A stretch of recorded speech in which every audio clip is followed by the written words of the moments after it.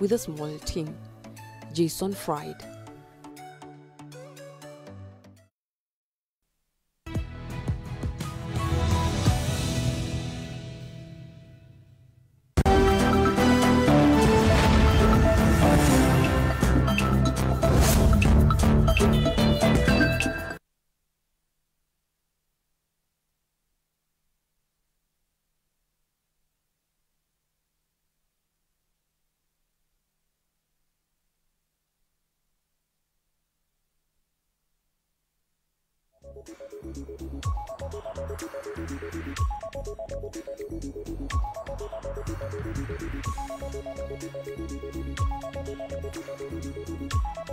Na mtazamaji, na karibu kwenye awamu ya pili. Leo hii ikiwa ni siku ya kuchambua masuala ya mustakabali wa taifa, basi kama nilivyokuwa nimekuahidi, tunachanganua au kuchambua mswada wa fedha mwaka 2025 mwaka 2026. Lakini kabla ya hilo, kwa sababu ya zile habari ambazo zimefikia meza yetu ya habari, nianze tu na kuwatambulisha wageni wangu. Tudadavue hili swala kuhusiana na uwasilishaji wa maneno majina niwie radhi, majina mbele ya Rais William Ruto, wale ambao watateuliwa kuwa mwenyekiti wa tume ya IEBC na pia wale ambao watashikilia kwenye nafasi ya makamishna. Ndani ya studio, mtazamaji, tayari mhasibu Samuel Mwaura amefika, ni kutoka ISPAC. Aidha mtazamaji, Robert Makoha, huyu ndiye mwenye kiti wa bunge la mwananchi kaunti ya Nakuru. Karibuni sana kwenye studio za TV47. Aidha mtazamaji, ninamtarajia Louis Muhia, huyo ni mchanganuzi wa masuala ya siasa humu nchini, na pia namtarajia Robert Kiberenge ambaye ni mwanachama katika bunge la mwananchi kaunti ya Nairobi. Karibuni tena kwenye studio za TV47. Makoha, labda tu tuzungumzie mawili matatu kuhusiana na uwasilishaji wa majina kwa Rais William Ruto hii leo. Aliyekuwa mwenyekiti, bado ni mwenyekiti wa jopo la uteuzi, hapa tulikuwa tunasema jopo la uteuzi la mchujo, Nelson Makanda amewasilisha majina pale katika ikulu ya Rais kwa Rais William Ruto. Walikuwa wameahidi ya kwamba ifikapo mwezi Mei basi tayari tutakuwa na majina, na tunamtarajia Rais William Ruto labda kwa siku 2-3 zijazo atakuwa kitaja na kuyateua yale majina ambayo nadhani ya kwamba yatahudumu vizuri au katika tume ya IEBC. Sasa majina mawili kwa nafasi ya mwenyekiti wa IEBC na majina 7 kwa nafasi ya makamishna. Una matarajio yako ni yapi? Wananchi wanasema nini pale? Kwa sababu najua bunge la wananchi ambacho mmekuwa mkizungumzia ni hili sasa. Okay, asante sana kwa nafasi hii. Mwanzo niseme nashukuru kwa kunikaribisha katika studio zenu za TV47. Na mimi kama rais wa wananchi wa mashinani, bunge la mwananchi kaunti ya Nakuru, kwa kweli tunakaa pamoja na wananchi na wanatoa maoni tofauti. Itakuwa ni uongo nikisema ya kwamba wameridhika na maneno ambayo mwenyekiti Bwana Makanda amewasilisha kwa rais wetu William Samoei Ruto, kwa sababu hawajaridhika. Vile baada ya hayo majina kuwasilishwa awamu ya kwanza, pia kulikuwa na tetesi ya kwamba Bwana Makanda aliongeza idadi ya makamishna ambao walikuwa ni 6 kinyume na sheria. Kwa hivyo kwa mtazamo wetu kwa ground ama mashinani, wananchi wanaona ya kwamba ni kando na matarajio yao, kwa sababu vile hawaja capture the image of all the age bracket across the country as per the qualification. You realize that baadhi ya makamishna ambao waliteuliwa ama wanatarajia kuteuliwa, vijana mashinani walikuwa wanaona kwamba hata kama sio nafasi ya mwenyekiti na naibu wake wa IEBC, walikuwa wanatarajia kuona sura ya vijana ambao pia wamehitimu kwa hata kama ni clerks and all that.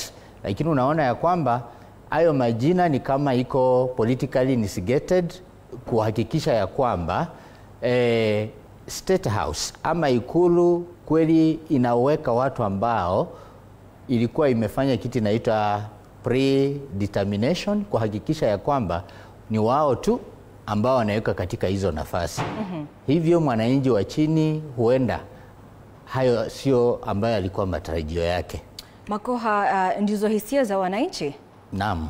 Sasa wakisema hivyo, hili linamaanisha nini? Tayari tumekamilisha mchakato mzima wa mahojiano pale tangu mwezi wa Machi tarehe 24. Sasa tumekamilisha mchakato, tayari umepiga hatua kubwa sana. Naam. Where does that now position us as a country? Hakuna kitu kibaya kama mwananchi kukosa imani na idara fulani, and especially sensitive commission kama ile ya IEBC, kwa sababu hii ni commission ama shirika ambalo linahakikisha ya kwamba uchaguzi umefanyika kwa njia ambayo inastahili. Na sasa kama kuna ile linkage, one of the candidates wa chairperson of the IEBC ambayo wanamtaja kama Bwana Charles Nyachai, ambayo wanasema alikuwa ni mwendani wa Rais William Samoei Ruto.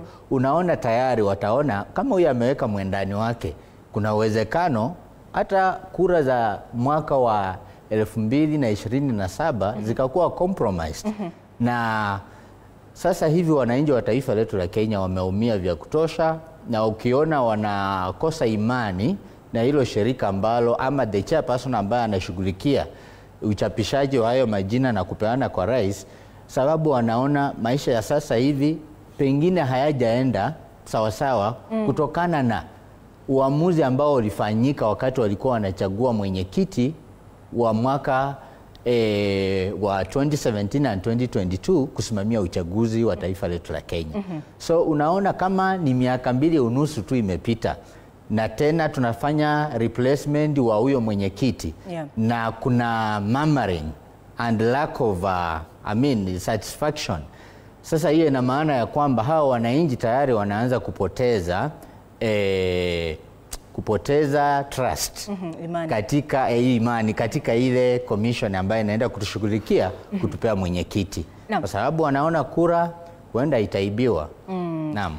Lakini sasa labda ukizungumza kwa niaba ya wote ambao ni wafuasi wa bunge la mwananchi, labda kupitia jicho la kiongozi na pia mwenyekiti, unajua tusiwe tu ni watu wa kulalamika na tusiwe ni watu ambao wamekosa imani, kwa sababu tunajua huko kukosa imani kunaweza kuturejesha katika siku za giza katika nchi ya Kenya.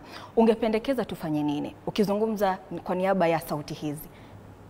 Okay, sijasema kwamba pengine matakwa yote ambayo wananchi wanayatoa ama malalamishi ambayo yanatolewa na wananchi yanafaa, lakini ni muhimu kwa sababu lisemwalo lipo, na kama kweli kulikuwa na wale ambao walikuwa wanawania nafasi mingi, wengine pia walikosa kuwa shortlisted. Ina maana ya kwamba pia hawa wananchi ambao ni wabunge la mwananchi na Wakenya kwa jumla walikuwa wanatamani kuona sura tofauti ambazo huenda haziko linked kwa State House. Vile vile katika mashinani pia sio wale wote ambao wamelalamika tunawachukulia kwamba wanamaanisha, kwa sababu baadhi yao pia wanalalamika, lakini hata wakiitiwa hizo nafasi utaona ya kwamba pia hawahitimu.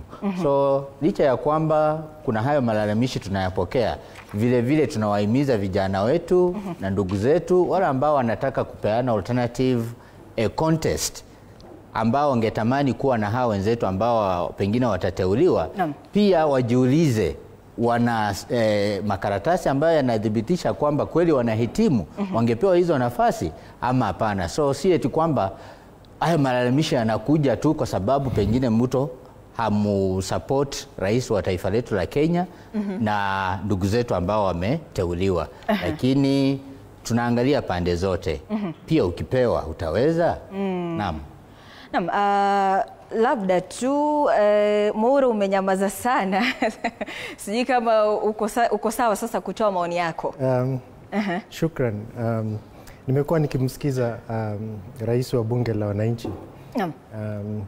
Na kwa heshima kubwa ningependa kusema kwamba ni matumaini yangu kwamba yoyote ambaye atachaguliwa kwa mwenyekiti ataweka maslahi yake ya kibinafsi kando, na ataweka maslahi ya wanasiasa ambao pengine wamemsukuma kando kama iko, na kujua kwamba nchi yetu ya Kenya iko katika ule wakati ambao chochote kidogo ambacho kinaweza leta mtafaruku, provocation, ni rahisi sana. Na natumai kwamba atasimama kidete, akuwe mtu ambaye anaweza kuwa na decision making ambayo ni ya kusikiza Wakenya wote, na sio tu wanasiasa wachache ambao wana matumaini ya kunufaika na wenyekiti wake. Naam, Makoha, kama nimekupata vizuri kabisa, unajua kwamba maji yakishamwagika bila shaka hayazoleki. Hivi umesema ya kwamba sasa tumefika hapa, hatua tayari zishapigwa. Labda lile jina ambalo, yale majina mawili ambayo unadhani Rais William Ruto atakuwa akiyateua sasa kutoka kwa ile orodha yote ya yale majina ambayo yalifanyiwa usaili katika siku hizo, ilikuwa ni kuanzia tarehe 25 hadi tarehe 26 mwezi wa Machi. Unatarajia Rais William Ruto atakuwa akiteua mtu wa aina gani? Sasa kando na hizo guessworks ya kwamba huenda ikawa ni Charles Nyachae, kwa sababu hizo ni guessworks tu, hizo ni vitu ambazo watu wanasema hatujui kama ni kweli. Unatarajia Rais William Ruto kuteua mtu ambaye ni wa aina gani? Kwa sababu orodha ni ndefu pale. Naam. Okay. Mwanzo kabisa Bwana Charles Nyachae ni mtoto wa mwanasiasa, na vile vile Charles Nyachae mwenyewe ako kwenye siasa, na ile dhamira ama ile picha ambayo ama taswira ambayo tunaiona kwa mwanasiasa huenda ikabadilika huyu mtu akiingia katika shirika la IEBC kuhakikisha ya kwamba anasimamia kura. Kwa hivyo ni mapema sana kujua Simeon Nyachae ama Amadi yeyote ambaye anaweza kuteuliwa atakuwa ni mtu wa aina gani, kwa sababu ingekuwa ya kwamba mtu anapopewa hiyo nafasi kweli anakuwa guided kwa mujibu wa vile ambavyo alisomea hiyo taaluma, ingekuwa ni bora zaidi. Kwa bahati mbaya katika taifa letu la Kenya, mtu anateuliwa, anapewa hiyo nafasi, lakini hiyo nafasi tena anakuwa manipulated na yale maneno ambayo anaongea na kuandika sasa hayaonyeshi mwandiko wake. Huyu mtu anakuwa behind the curtains, anasukumwa, na katika kusukumwa it means you are being advised on how to advise, which is totally wrong. One is supposed to apply whatever that the field that are qualified in to deliver the better results. You are not supposed to be compromised, which is against the law. Sasa mimi namuona kama Bwana Charles ama mama yetu Amadi atapewa hiyo nafasi, kweli akijituma kwa mujibu wa matokeo ambayo tuseme katika shule alisoma na ile uhitimu wake, itakuwa ni bora zaidi.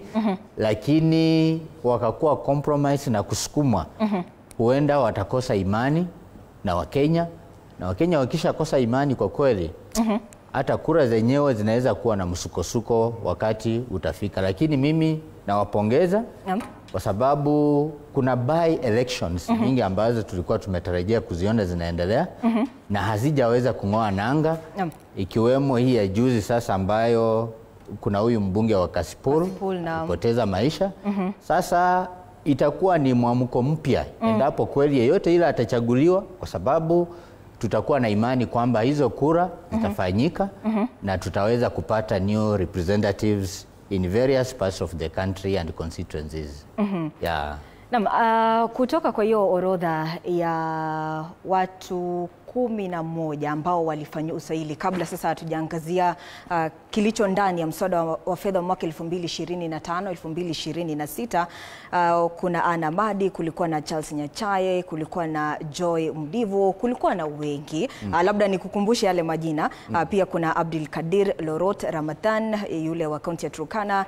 Pia kuna Erastus Edung Ethekon, Edward Katana Ngewa, Francis Kakai Kissinger, Jacob Ngwele Muvengei, ni Lilian Wanjiku Manegene, pia kulikuwa na Robert Akumu Asembo na Saul Simiyu Wasilwa.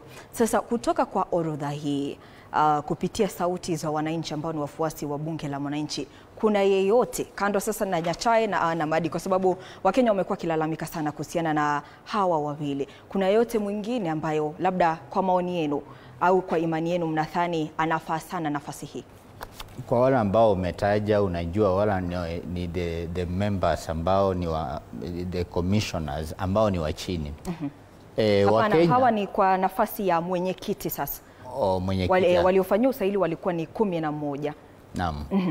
Okay, sasa yule Charles Nyachae ambaye nimesha kumtaja hapo mbeleni na Amadi, wale ni wale ambao applicants walionekana kuwa kuhitimu zaidi ya wale wengine. Kumbuka kulikuwa na vigezo tofauti ambazo lazima mtu angeweza kuzipita ndio akuwe shortlisted to the first and second positions, pengine of which ukiangalia watu kama hawa pengine utapata ni wale mtu kama mimi nilikuwa natamani pia kuwa mwenyekiti, nikatuma my applications, lakini again we cannot fill a single position all of us maybe for the chairmanship.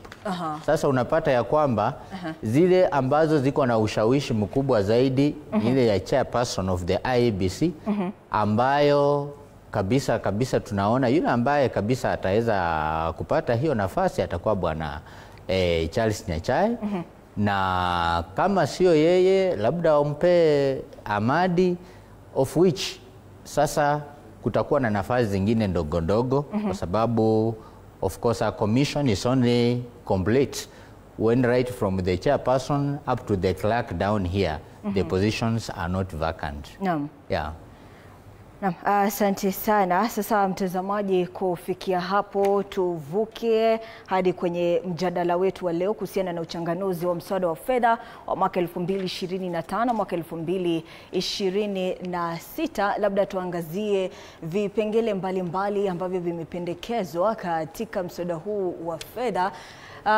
Kupitia kiwambo cha runinga yako mtazamaji, kuna mapendekezo ambayo yamechapishwa katika mswada huu wa fedha mwaka 2025 ambayo ni pamoja na, tuangazia kwanza, ambapo ni kuondoa ushuru wa malipo ya shukrani, yani gratuity. Aidha mtazamaji, pia kuna msahama wa kodi kutoka kwa waajiri kwa walioajiriwa.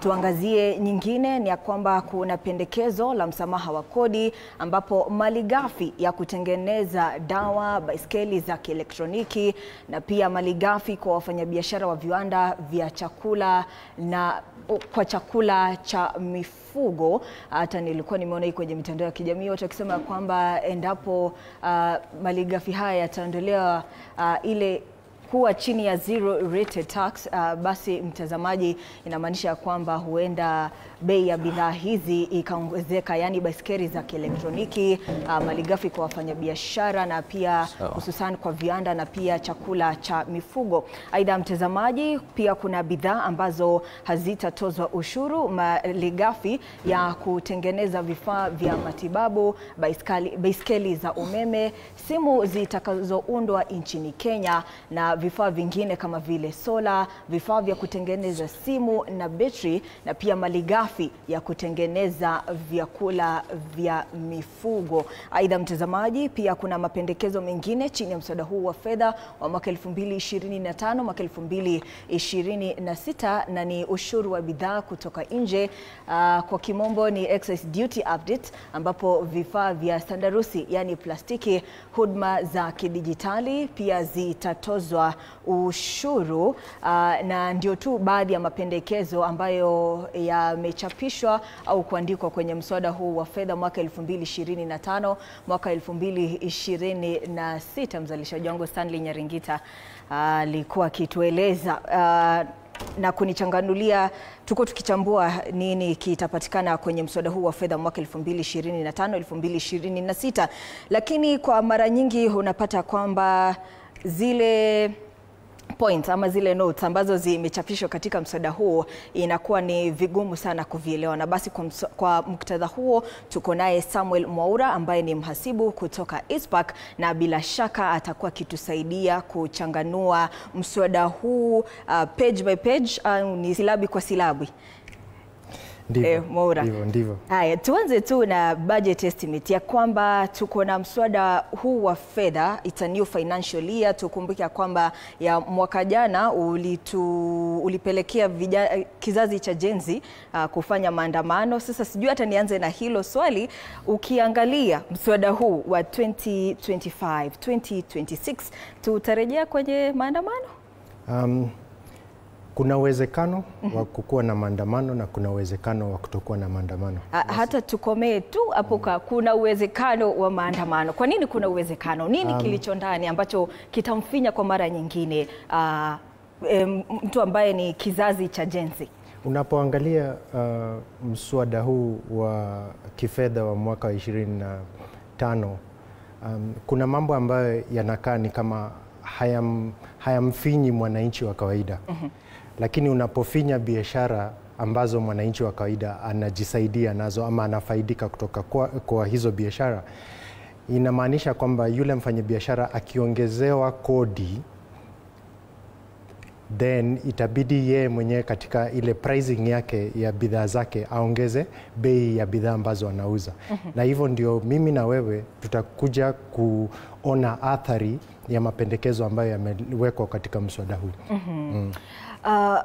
Tukisema ya kwamba tuko na budget ya 4.3 trillion, hili linamaanisha nini kwa mimi kama Mkenya? Inamaanisha kwamba mimi na wewe kama Wakenya tunafaa kucontribute kwa hiyo mfuko wa hiyo bajeti. Kulingana mimi bajeti ya trilioni 4.3 ni ya juu sana. Serikali ingekuwa na uwezo na kufikiria jinsi mwananchi anafinyika, wangekaa chini wapunguze hiyo bajeti. Manake nchi hii kulingana na mimi, shida sio ukusanyaji wa ushuru, shida ni utumiaji mbaya wa ushuru ambao unakusanyika. Jambo la pili, unapotengeneza bajeti ya trilioni 4.3 ukiwa na matarajio kwamba shirika la kimataifa la fedha litanipa loni ya pengine bilioni fulani na ikose kukupa, utakuta kwamba matarajio yako ya ile budget hayatatimia, na utaanza kuleta amendments kwenye sheria ya kujaribu kutafuta wapi utafinya Mkenya kwa kuongeza kodi even hata kabla tufike mwaka mwingine.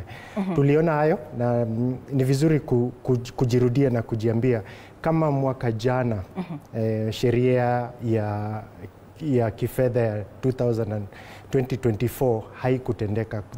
Kwa hivyo kuna uwezekano kwamba sio lazima kila mwaka tukuwe na mswada huu wa kifedha. Tunaweza kuwa tujipange, tuangalie kama serikali, na nawahimiza serikali ijiangalie ni nini kile ambacho ni cha muhimu kutimiza, utimizie wananchi. Manake kama vile rais wa bunge la Nakuru alivyosema, mwananchi asiporidhika then kuna shida. Na utakuwa na shida ya hata kukusanya ushuru, kwa kuwa sana ushuru ni kujitolea kwa mwananchi kulipa. Na usipotoa ile environment safi ya mwananchi kujitolea kulipa ushuru, kufanya biashara nzuri, kuwapea ile environment ya kufanya biashara, kuleta kile kwa kimombo tunasema infrastructure ya kuwezesha mwanabiashara kuendeleza biashara yake, then utakuwa na shida ya kukusanya ushuru. Makoha, natumai pia nyinyi mmefikiwa na mswada huu wa fedha wa mwaka 2025 2026. Hata leo asubuhi nikiwa kwenye gari la uchukuzi nikija kazini, na kumbuka yule dereva wa Uber alisema, kwa nini huu mswada wa fedha usiandikwe kwa lugha ya Kiswahili? Natumai pia Wakenya wameanza kuzungumza hapa na pale, labda wameusoma, labda wameanza kusoma kwa sababu umewasilishwa tu wiki jana. Wanasema nini tu kwa dakika kidogo? Okay. Nashukuru sana kwa nafasi hii tena. Kwa maoni yangu mimi naona ya kwamba sensitive document kama financial bill of the year 2025-2026 kama hiyo haingefaa kukimbizwa mapema ama waiweke timeline fupi wakati wananchi hawajapitia pia, kwa sababu huwa tunasema public participation hata pia huwa ni muhimu, na public participation hufai kupeana hiyo document siku ya leo ama unatangaza kesho tunakuja katika eneo bunge lako kufanya kutoa maoni kulingana na kutokana na document fulani pengine ni financial bill. Kesho ukifika kwanza hapo mahali pengine hauna hizo document za kutosha, mtu hajapitia, inapelekea wananchi wanashindwa kuuliza maswali muhimu ambayo wangetaka ifanyiwe marekebisho. Sasa ikiwa hivyo, by the time huyu mtu anaperuse hiyo document yote, daftari lile, amaliza ajue makosa iko wapi, already itakuwa imewasilishwa pengine kwa rais kupitia amend signature ama irudishe katika National Assembly ifanyiwe amendments. So hapo kuna makosa makubwa, lakini mimi vile nimepitia binafsi nimeona ya kwamba sehemu muhimu ambazo zimeondolewa ushuru kwa Wakenya, unapata ya kwamba Wakenya wenyewe pengine hawahusiki vikamilifu, kwa sababu kituambia ya kwamba electric bikes hazitakuwa na ushuru. Just how many electric bikes do we have in our country Kenya? Watu wangapi ambao wanatumia usafiri wa hizo electric bicycle? Pengine ni watu wachache sana ambao idadi yao haiwezi kaleta positive impact kwa wananchi wa chini ama wa mashinani. Ukituambia kwamba umeondoa ushuru katika vifaa vya ndege, wananchi wa taifa letu la Kenya wangapi ambao huwa wanaabiri ndege? Wengi wao hata kuona ndege kwa karibu hawajaweza kuona kwa muda mrefu. Sasa ukiwaambia ya kwamba umeondolea ushuru upande wa ndege, hapo unakosea. Naam, Mwaura, Makoha ameibua hoja nzuri kuhusiana na labda ule wakati ambao umepatiwa Wakenya kupitia mswada huu na kuwasilisha hisia zao. Nataka tu kupata maoni yako kupitia jicho la mhasibu. Kuchukua au kukusanya maoni ya wananchi umeratibiwa kuanzia tarehe 15 mwezi huu wa Mei. Huu muda unatosha? Turudi nyuma kidogo. Val, kuna wakati ambao tulipewa na Wizara ya Fedha kutuma maoni yetu ya mambo ambayo tulitaka ikuwe katika mswada wa fedha.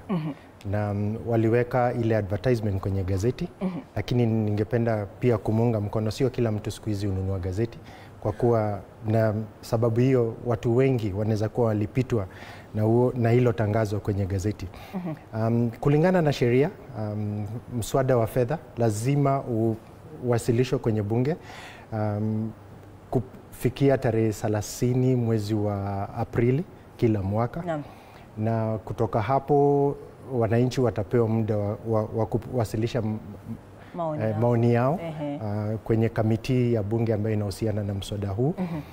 Watakapofungua hiyo period ya kuwasilisha mswada, kila mtu huwa anapewa nafasi ya kupeleka maoni yake yakiwa yameandikwa na kuenda hapo kuonana nao uso kwa uso. Naweza sema hiyo timeline ni fupi, lakini kulingana na sheria wako na hadi mwisho wa June.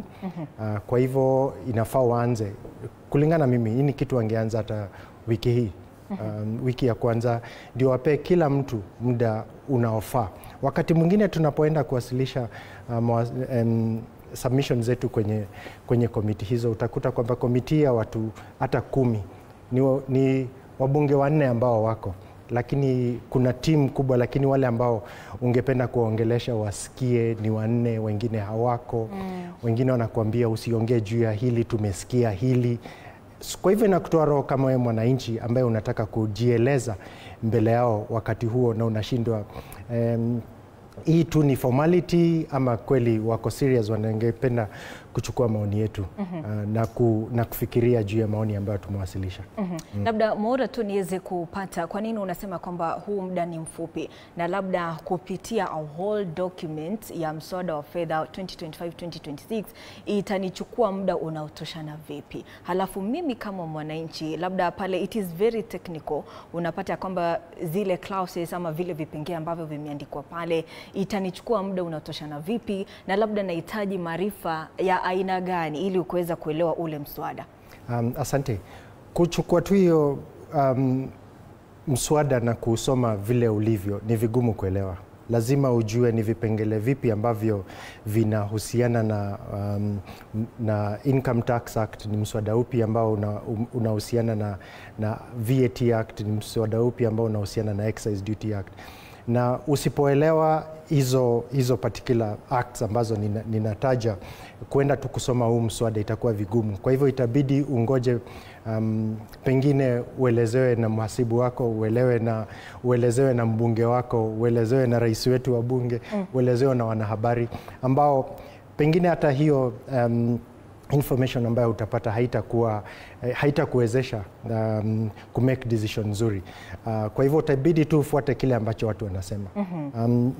Nafikiri nchi yetu ya Kenya kwa upande mkubwa tuko na ile freedom ya kuandika chochote kwenye social media, na imesaidia sana kuelimisha hata yule ambaye hata kuwa na uwezo wa kukaa chini na kutazama televisheni ama kusoma gazeti kuelewa nini kinachoendelea.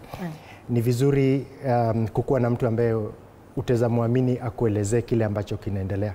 Lakini kusoma tu mswada wenyewe jinsi ulivyo itakuwa ni vigumu kuelewa nini wanachofanya. Naam, mtazamaji, kabla hatujasikiza Rais William Ruto alichokisema kuhusiana na mswada huu wa fedha wa mwaka 2025, naona kwamba kaunti ya Laikipia, mtaa wa Nanyuki, basi wameridhishwa kwamba wanafaa kuwasilisha maoni yao kuhusiana na mswada huu tarehe 15 mwezi huu wa Mei. Pia tuna kaunti ya Nyeri ambao wanatarajiwa kuwasilisha maoni yao tarehe 16 bado mwezi huu wa Mei, na pia kuna kaunti kama vile Elgeyo Marakwet, Uasin Gishu, kaunti ya Nandi, na pia kaunti ya Migori. Pia wao au wakazi wa eneo hili wanatarajiwa kuwasilisha maoni yao kuhusiana na mswada huu tarehe hiyo 15 ambayo ni siku ya Alhamisi wiki kesho. Rais William Ruto na pia Waziri John Mbadi walikuwa wamezungumzia kuhusiana na mswada huu. Labda mwanzo tusikize kauli zao kuhusiana na mswada huu.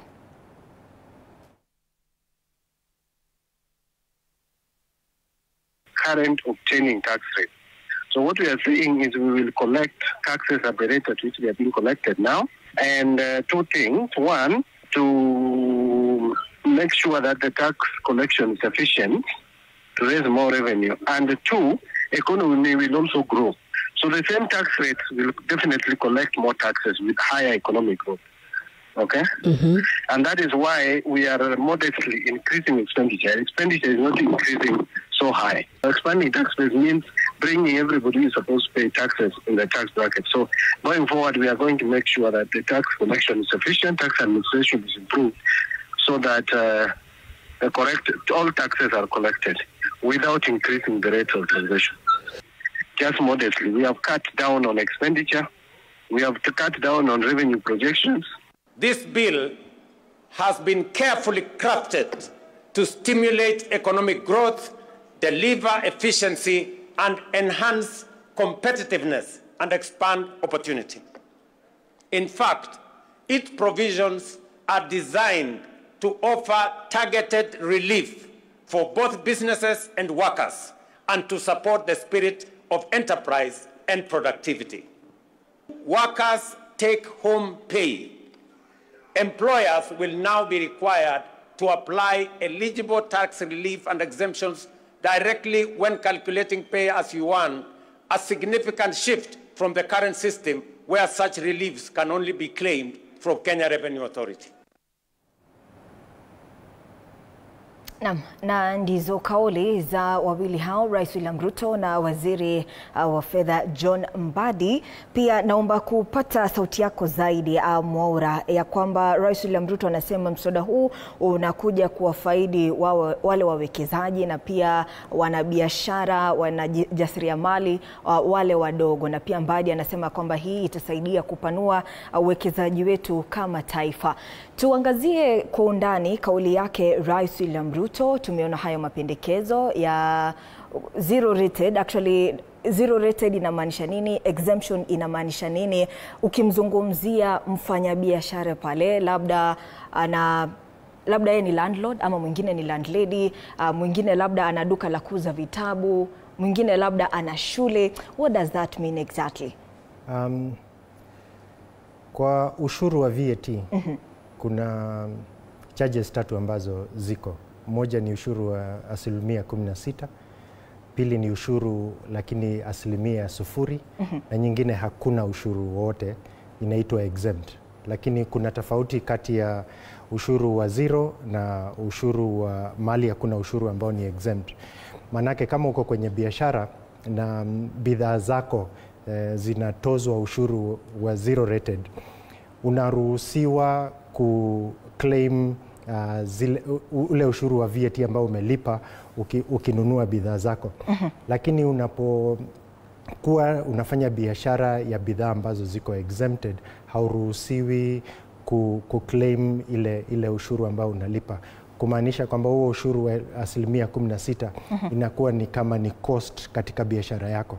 Na kwa wewe kupata faida katika biashara yako, unaangalia zile cost ambazo umezitumia ili kuweka bidhaa fulani kwenye meza ili customer wako anunue. Na kama hauwezi claim ile ushuru wa 16% ambao umelipa, hiyo ni kumaanisha kwamba hiyo 16% inaongeza bei ya bidhaa ambazo unauza. Serikali inaposema kwamba tumesongesha baadhi ya bidhaa kutoka zero rated hadi exempt, hii ni kumaanisha mambo mawili. Jambo la kwanza ni kwamba hautaweza kuclaim ile 16% na itakubidi uongeze bidhaa zako na hiyo 16%. Itabidi kama uongeze bei ya bidhaa zako na 16%. Kumaanisha nikienda kwenye duka, badala ya bei yangu ya kununua tuseme bidhaa fulani ambayo ilikuwa shilingi 500, sasa itakuwa shilingi 580. Manake ile 16% imekuwa kama cost. Nimeongeza ndio yule mfanyabiashara apate faida. Lakini kama ni zero rated, ile VAT ambayo ninaiweka nitakuwa naweza kuclaim, sitakuwa na haja ya kukuongezea wewe kama mnunuzi. Kwa hivyo hiyo, is that a plus to us ama it's a minus kwa mnunuzi? Kisiasa ni plus, manake unafikiria bei imebadilika, lakini kwangu ambaye ninaelewa chenye kinaendelea, hakuna kitu ambayo wamefanya hapo. In fact wameongeza kwako kama mnunuzi, kama mnunuzi wameongeza bei ya bidhaa hizo. Naomba utupeleke hatua kwa hatua, kwa sababu wananchi ni aina mbili. Kuna mnunuzi na pia sasa kuna mwekezaji. Yes. Wewe unatengeneza bidhaa, tutumie kitabu kwa mfano, usare ya shule. Umeondolewa 16% VAT. Umeondolewa kama mnunuzi ama imeondolewa kwa mzalishaji? Kwa yule mzalishaji, kwa sababu uko na uwezo, ukiwa na zero rated, uko na uwezo wa kuclaim ile 16%, utarudishiwa wakati unafanya claim. Lakini wakisongesha tuseme vitabu kutoka zero rated wapeleke exempt, ni kukuambia kwamba hautakuwa na uwezo wa kuclaim ile 16%, kwa hivyo itakuwa ni kama cost yako. Na kwa wewe kuweza kuuza hizo vitabu, itakubidi uongeze bei yako na hiyo cost ya 16%. Kwa hivyo kwa mnunuzi inaongeza bei ya vitabu, kwa mwekezaji inaongeza bei ya vitabu ambayo pia anauza. Which means now automatically bei ya bidhaa inaongezeka. Kabisa. Sasa tupate maoni ya wananchi zaidi, na tumai wamekutuma pia uwasilishe maoni yao Makoha. Mapendekezo kama haya labda kwa wananchi pale, kando na tuna wananchi aina mbili, labda tusisahau hilo ya kwamba tuna wananchi ambao ni wawekezaji na pia tuna wananchi ambao ni consumers. Wanasema nini kuhusiana na mapendekezo haya mapya ya taxes? Okay, kwa ile aina ya wananchi ambao ni consumers, lalama zao hasa wanasema ya kwamba bidhaa zozote ambazo tuseme wanatumia directly kama vyakula hizi, na unaona pale tumeona ya kwamba anything that is packaged in plastic, unaona ya kwamba pia zinawekwa ushuru. So malalamisho yao ni kwamba huenda watakuwa wamekosewa kwa sababu ile bidhaa ambayo mtu anatumia every now and then ni bidhaa muhimu, na ukiongeza ushuru ina maana ya kwamba pia consumption ama demand itarudi chini, kwa sababu huyu mtu anaenda an extra effort kuwa na pesa ambayo pengine imeongezwa hii ndio aweze kupata ile bidhaa muhimu.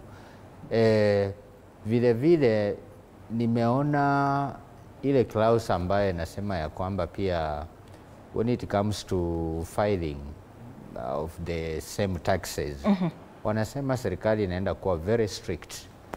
Should you default ama ule wakati ukupite.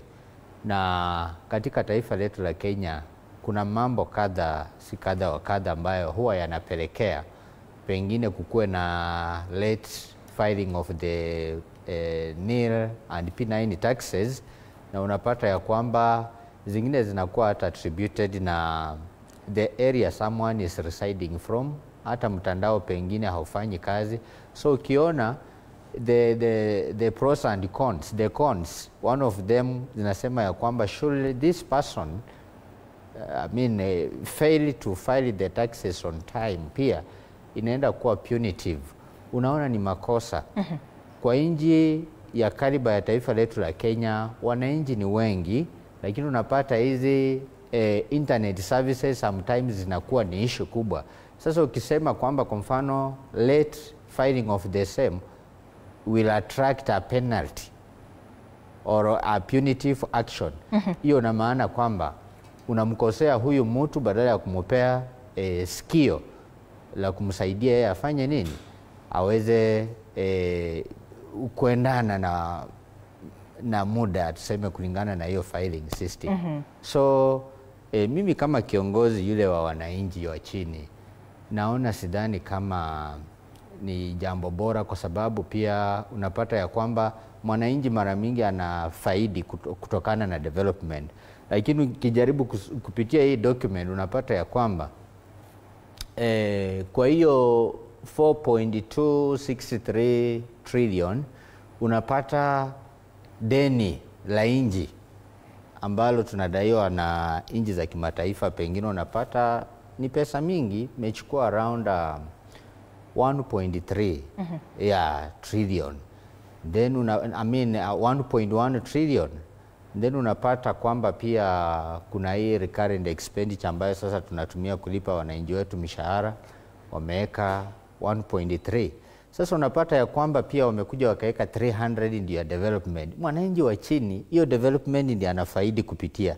Sasa kama hiyo development yenyewe imepewa 300 billion na recurrent expenditure ambayo inaenda tu kwa mishahara imepewa 1.1, na deni la nchi limepewa 1.3 trillion, unapata ya kwamba pesa mingi, hata kama nchi tunakusanya pesa mingi, pengine haimsaidii mwananchi wa chini ambaye mtu kama mimi nasimama kupigania. Naam. Na kwa sababu Mwaura, kabla tujachukua mapumziko mafupi, hiki ni kipindi ambacho kinaangazia na kumzungumzia mwananchi, kila mwananchi, awe ni huyo ambaye ni consumer na pia ni muuzaji. Kwa mfano, kwa mwekezaji, kwa nini ni muhimu kuelewa hizi tax incentives? Kwa nini nijishurutisha au nijishajiishe kuelewa zile sera za matozo ambazo zimependekezwa pale katika mswada wa fedha? Mimi husema na mimi huambia watu kwa lugha ya Kiingereza, compliance is cheap. Wakati unapofanya kile ambacho unatakana ufanye, hautakuwa na zile shida za kutaka kufuatwa na KRA. Manake kama unajua kufanya biashara, ni muhimu either wewe mwenyewe ujue pia vile utafile return zako, ama utakuwa na mtu ambaye atakusaidia.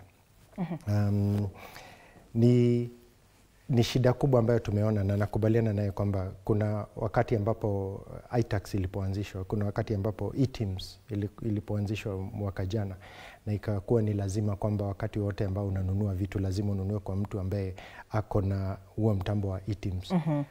Na ile kitu ambayo KRA ilikuwa inajaribu kufanya ama serikali ilikuwa inajaribu kufanya ni kuhakikisha kwamba kila biashara ambayo mimi na Makoha tunafanya iko KRA inaweza jua ni nini tunafanya, ndipo wakati ambapo nina file return yangu hatutakuwa na shida ya kusumbuana.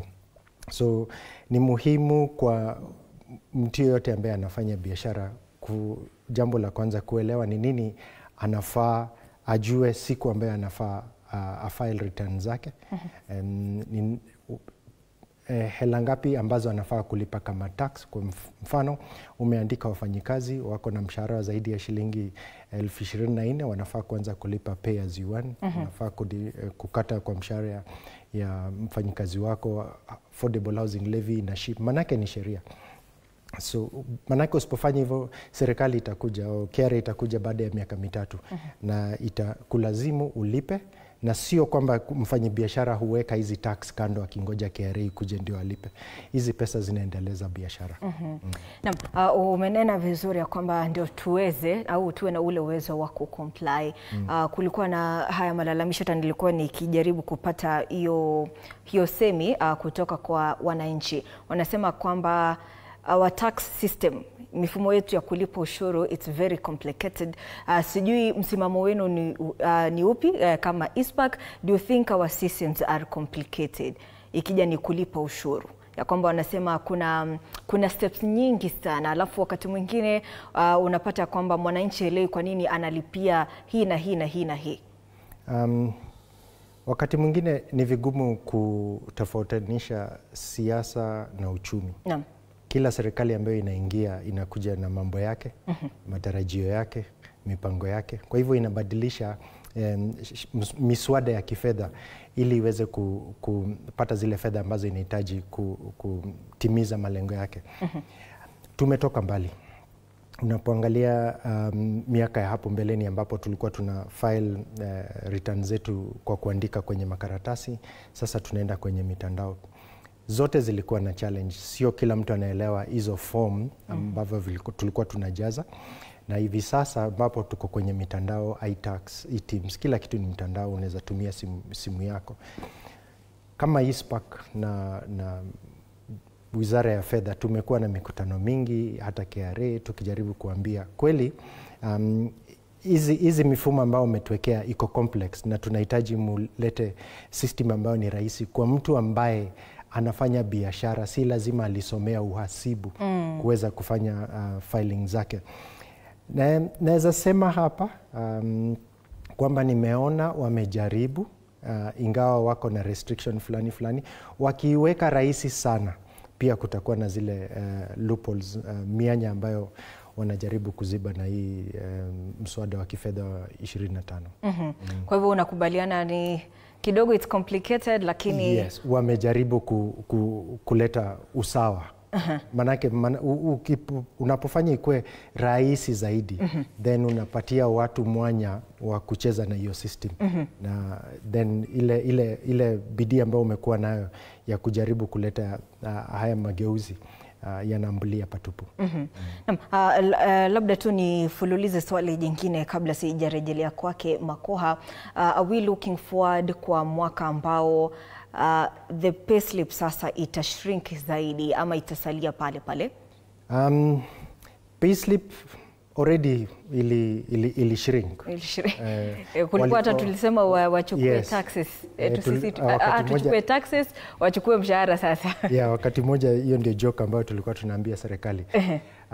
Lakini tarehe 27 mwezi wa Disemba mwaka wa 24 kulikuwa mabadiliko kidogo ambayo yalikuja yakisema ile gross amount ambayo wanakukata kwa affordable housing na kwa SHA ama SHIF, then ama mortgage, sasa ukiwa na mortgage ama pension itakatwa kwenye mshahara wako, ili ule mshahara ambao umebaki wa calculate ile pay as you earn. Kwa hivyo ilipea watu relief kidogo, but kulingana na mshahara ambao unapata utakuta kwamba ilibadilisha mshahara wako, uliongeza mshahara wako kwa shilingi 200-300, maybe kuwezesha kununua tu mikate 4 kwa mwezi. Lakini sio kitu ya maana sana kuongea. Lakini sasa kutumia sasa kupitia mswada huu mpya hakutakuwa mswada huu hajaguza mshahara wa mfanyikazi. Manake sioni kitu ambacho wanaweza ongeza kwenye mshahara wa mfanyikazi. Already wametukamua ya kutosha. Sawa basi nipate labda kauli ya kuchukua mapumziko mafupi Makoha, kwa wale ambao wana hizi payslips na pia wale ambao ni wawekezaji pale. Inasemekana ya kwamba swali hilo nilikuwa nimelielekeza kwa Mwaura ya kwamba it is too complicated kulipa ushuru, lakini swali langu kwako ni nao vyombo vya dola wanasema kwamba Kenyans are saying it is too complicated kwa sababu hawataki kulipa ushuru. Do you think that is so? Sidhani kama hawataki kulipa ushuru kwa sababu ushuru huwa tunalipa tupende tusipende. Unajua kuna ile excise duty, kuna ile VAT na kuna ile income tax ambayo pia inatozwa kutokana na pengine kipato ambacho mtu anapata. Na kidogo labda kabla sijaendelea, upande wa wale wafanyikazi ambao wako na payslip wana wakati mgumu, hasa kuomba hizi mikopo za banks, kwa sababu hata kama ndugu yangu anasema ya kwamba vile payslip ilikuwa already shrunk na hawajaguza wakati huu, inasimama mahali pabaya, kwa sababu in real life kama uko na ng'ombe na ungependa huyo ng'ombe atoe maziwa mzuri ama nyama mzuri, kilisha huyo ng'ombe vizuri, apewe dawa, apewe maji mzuri, atanenepa na utapata kwamba hata maziwa yenyewe utapata maziwa mazuri na mengi. So unapata ya kwamba hapo kwa payslip ya mfanyikazi wa kawaida vile ilikuwa shrunk, sijaona efforts katika hii new financial bill ya kuifufua ipate umuhimu. Ikumbukwe ya kwamba wage bill kubwa katika taifa letu la Kenya utapata ni ya wale watu ambao wako kwa payslip kama walimu, madaktari na maafisa wetu wa polisi. Na hawa watu tu ndio ukifuatilia utapata ya kwamba payslip yao imeshrink kutokana na zile tunaita enhanced statutory deductions.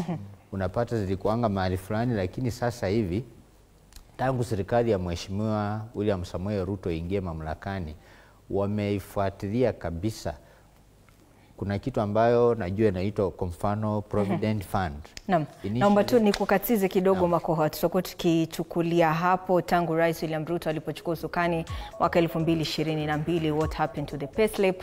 Mtazamaji, tunakimbia madukani, lakini usiondoke hapo ulipo, maana tutakuwa tukirejea baada ya muda usio mrefu. Tunajadili kuhusiana na mswada wa fedha mwaka 2025-2026. Je, umeusoma?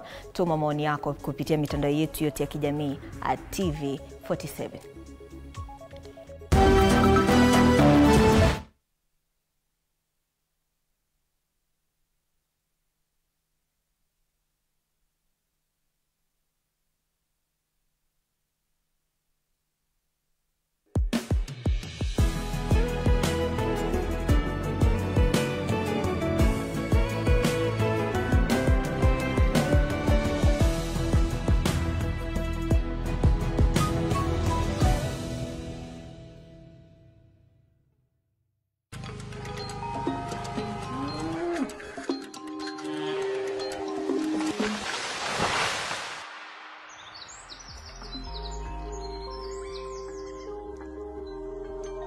Our world is changing every day, and so should we, for the better. Each week, we tackle the big why, the question that should be on everyone's minds. Why isn't this fixed yet? Deforestation, global warming, and the adverse effects of climate change. The future isn't just something that we inherit, it's something that we create. Join us on The Green Fix as we tell the stories of those who refuse to give up.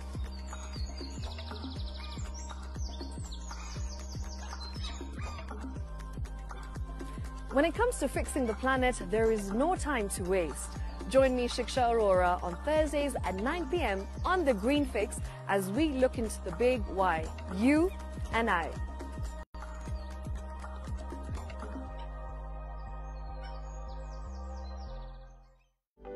For comprehensive information and education on your health, Body Garage is here. Don't allow anyone to pluck out your good tooth as long as it is strong and stable. Cancer doesn't start today and you get the symptoms tomorrow. By the time you pick it or the time it is manifesting in you, probably will be there about 5 to 10 years. The eye is the window to the rest of the body. Don't forget to stay hydrated. And of course, you at home do take your water. So the ultimate test is actually you check your urine. Your urine should be clear. Clear like the water? Yes. Should be able to see the other side of the urine. If your urine is colored or has changed color, you cannot see the other side, then you have not taken enough water. Don't forget regular health checkups. Early detection saves lives. I want the message be, we can prevent cervical cancer. We prevent cervical cancer in several ways. You have young girls and even somebody who's above that age, you can pay at least every 3 years. Somebody should have a pap smear done. If you are 40, 45, 50, going upwards, once a year, please go see a doctor. Yeah, it's just for normal routine maintenance.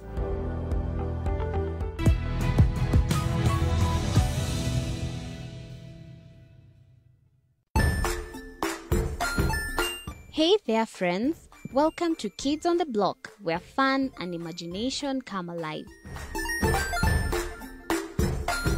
We dive into magical world filled with exciting adventures and awesome friends. What position were you in? I was number 2. What position were you? Number 1. He decided to cross the bridge by his house and look for food on the other side. We're going to do half cup of chocolate chips, and the other one, we're going to do half cup of the blueberries. So, grab your imagination hats and get ready to explore with us.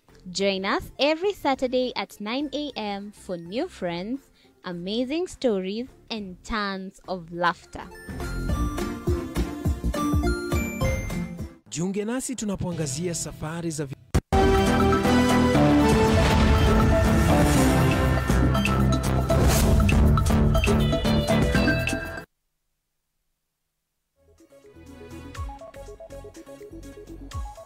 Karibu tena mtazamaji, tunachambua mswada wa fedha mwaka 2025.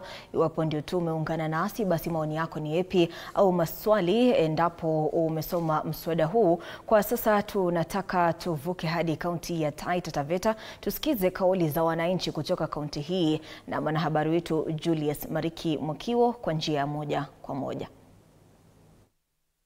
Na shukrani sana studioni Ruga Ival, na leo hii nimezuru eneo la Wundanyi ili kusikiza wakazi hapa, na tumepata kwamba kuna nyesha rasha za mvua, kwa hivyo tumeweza kujiingiza kwenye sehemu ambayo tumejikinga na ili tupate maoni ya wakazi. Nitakupatia fursa ya kusikia maoni yao kuhusiana na swala zima la Finance Bill 2025.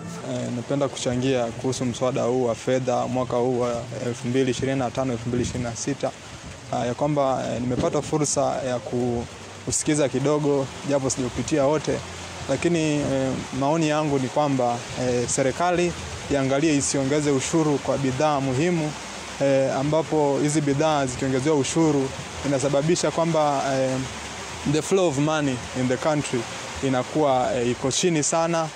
Pia investors wanakuwa wengine wanaogopa sana kuinvest kwa kuwa mali yao haitaenda vizuri, na pia maisha inakuwa ni magumu kwa vijana wetu wanaofanya kazi katika mwananchi wa hali wa kiwango cha chini, kama bodaboda wanakuwa wanang'ang'ana sana katika shughuli zao za kila siku.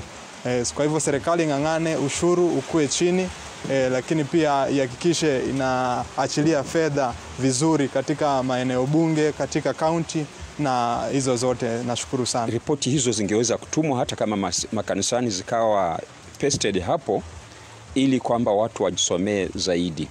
Lakini kidogo kile ambacho nimesikia kwa runinga, naona ya kwamba kilicho cha muhimu ni kwamba waongeze mgao zaidi ili ruadha ya 2030 iweze kufikiwa. Na hasa naona ya kwamba kama NGCDF itaweza kupewa support zaidi na ngafu na hii ya Senate, itaweza kusaidia ili barabara ziweze kuwa bora, shule ziweze kuwa nzuri, na hata ofisi za serikali ambazo zinaonekana very much developed ziweze kuonekana za kupendeza. Kwa hivyo naona ya kwamba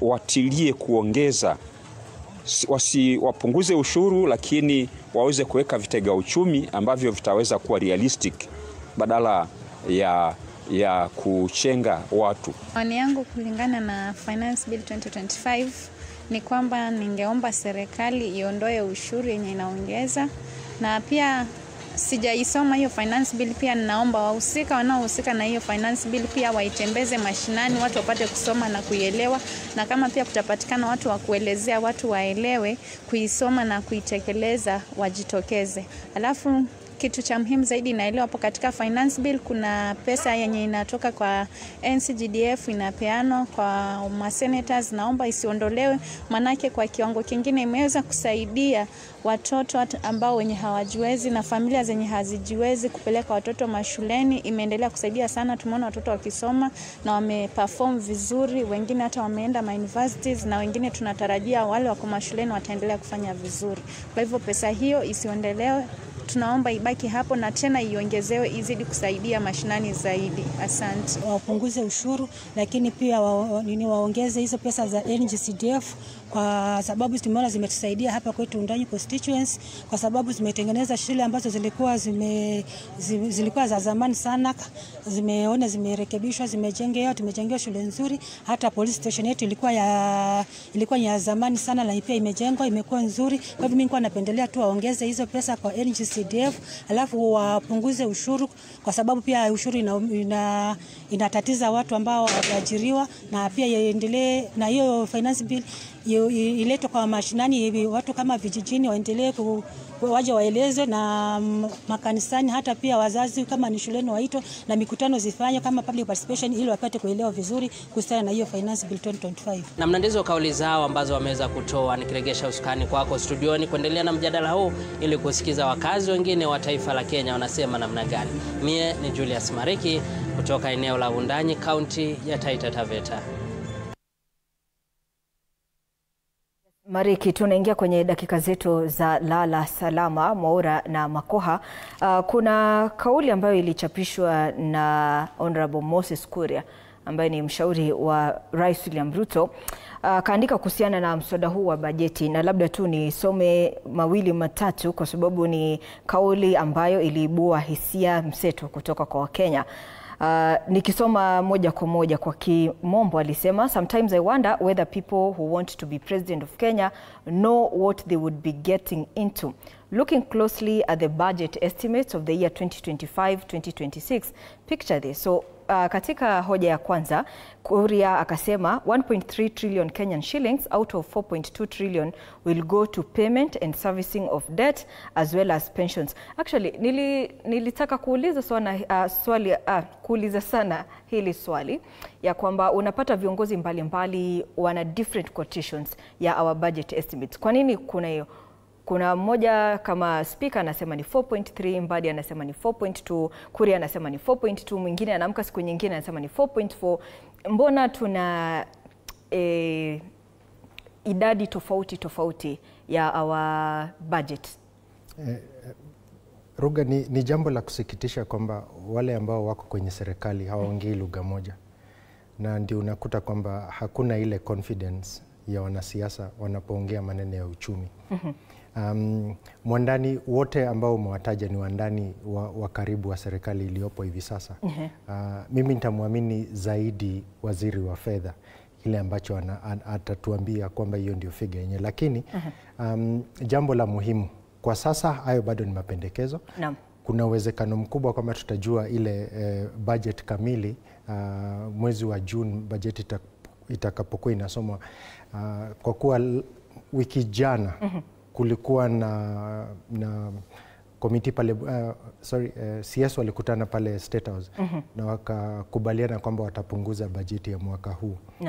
Leo nimesoma tu kwenye mmoja ya magazeti kwamba wizara mbalimbali bajeti imekatwa kwa zaidi ya trilioni 1.7. Kwa hivyo tungoje tusikie bajeti itatuambia ngapi. Kwa hivyo ni mapendekezo tu hadi kufikia sasa. Kwa hivyo Moses Kuria katika hoja yake ya kwanza akasema 1.3 trillion Kenyan shillings out of 4.2 trillion will go to payment and servicing of debts as well as pensions. Alikuwa amesema hapo, this is not negotiable and we can never default on that. The price to pay for our thoughtless expansionism in the past. Na huyu ni mtu ambaye amehudumu kwenye serikali kwa muda mrefu. Na pia kwenye pointi yake ya pili alisema another 1.7 trillion will go to finance recurrent expenditure of the national government, of which 680 billion is salaries of our bloated and inefficient civil service, which you cannot reform because jobless Kenyans will go to the streets to defend the civil servants who continue to eat everything at the expense of the rest of the Kenyans.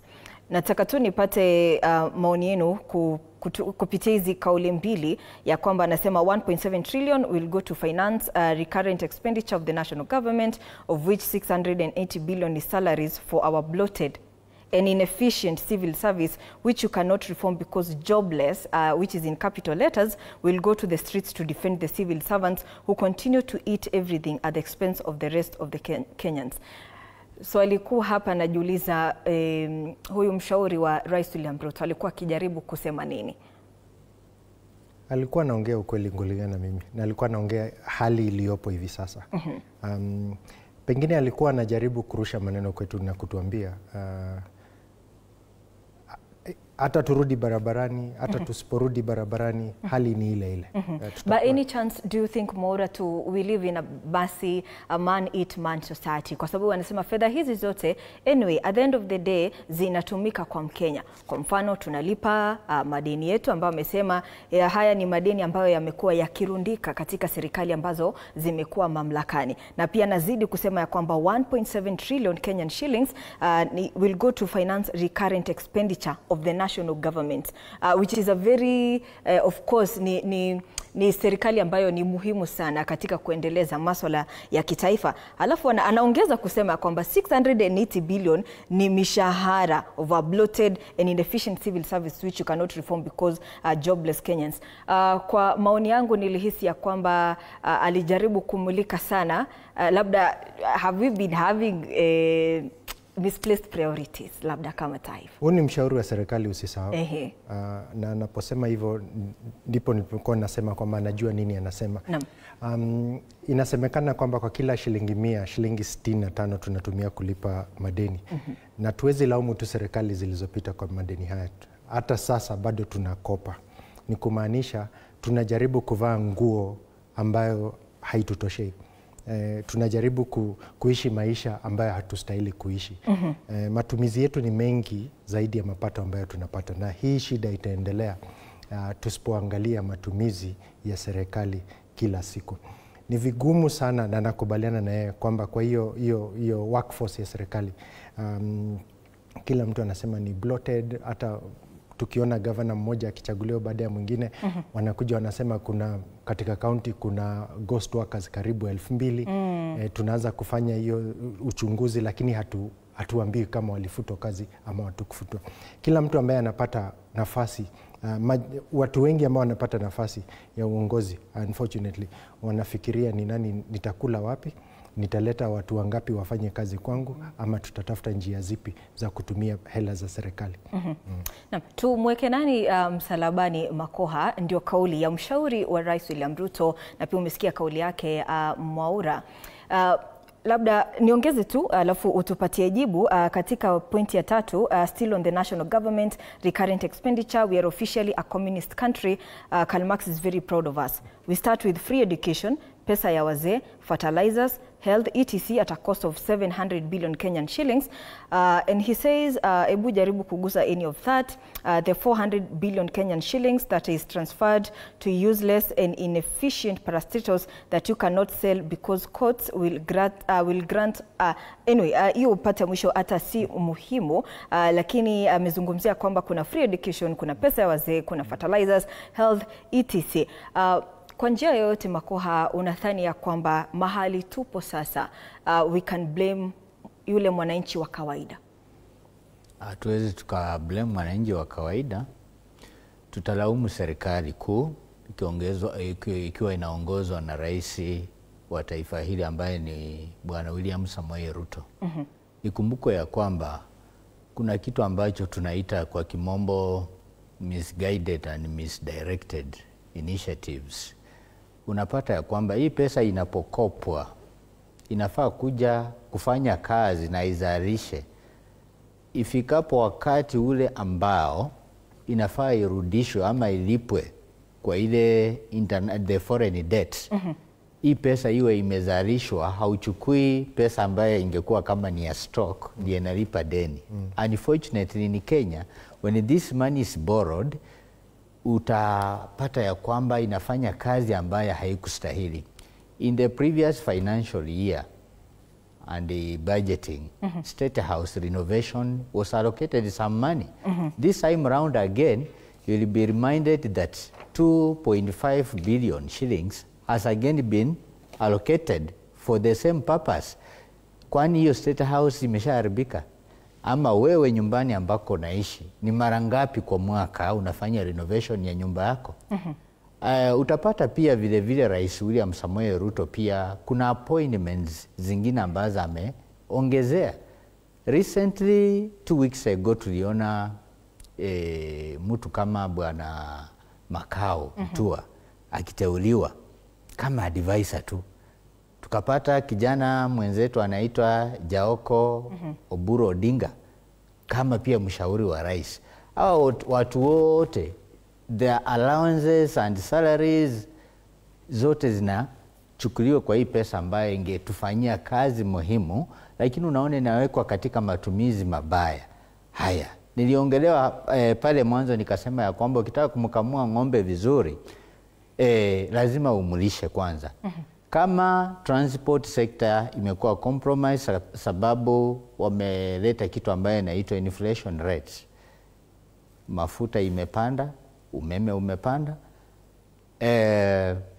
Huyu mtu ambaye ameongezewa ushuru kwa kampuni yake, solution ya kuhakikisha ya kwamba anaisustain, atafuta wafanyikazi wakuwe wachache. Haya, unapata ya kwamba huyu mwalimu ambaye pengine tulikuwa tunasema ako na wage bill kubwa angepata mshahara ama payslip ingemruhusu akope, ndiposa akuje hii pesa adistribute kwa soko, ndio ile muuzaji pia akuwe na pesa kwa mfuko, ndio fanye taxation ya hali ya juu. Huyu mtu amefungiwa kabisa, customers hawaendi sababu hawana pesa kwa mfuko. Vile vile huyu mwenye anauza vitu sasa inamlazimu aongeze bei. Sasa ni hustlers wawili ambao hawawezi wakasaidiana. Mama mwenye ameleta nyanya zake amepandisha bei, na huyu mnunuzi pia ambaye ni mwalimu mshahara walishakata sana. Sasa inapata ya kwamba hii pesa inapoombwa haisaidii kwa ile purpose ambayo iliwekwa. Ndio maana Bwana Moses Kuria anakuambia ya kwamba wale ambao wanang'ang'ana, yani kama anatuambia ya kwamba huko hakuna kuzuri, hii kitu ambayo mnang'ang'ania ni mashida tupu. Kwa sababu kama pesa yote ni kulipa deni, lakini kwa nini nilisema ni Rais Ruto wa kulaumiwa? Yeye ndiye kinara, anaendesha serikali yake, na yeye ameruhusu haya yote kutokea. Naam, asante sana. Muda umetupa kisogo kweli. Ni mdahalo ambao hatuwezi kuwa tu katika kikao kimoja, basi tutakuwa tukifululiza na vikao vingine. Asanteni sana. Nimekuwa naye Samuel Mwaura ambaye ni mhasibu kutoka ISPAC, na pia Robert Makoha, mwenyekiti wa bunge la mwananchi kaunti ya Nakuru. Aidha, asante sana kwa wewe mtazamaji kwa kuungana nasi hadi siku nyingine panapo majaliwa. Kwa heri ya kuonana zitimiapo saa 7 za adhuhuri. Basi nitakuwa nikirejea na taarifa kwa njia kamilifu. Kwa heri ya kuonana.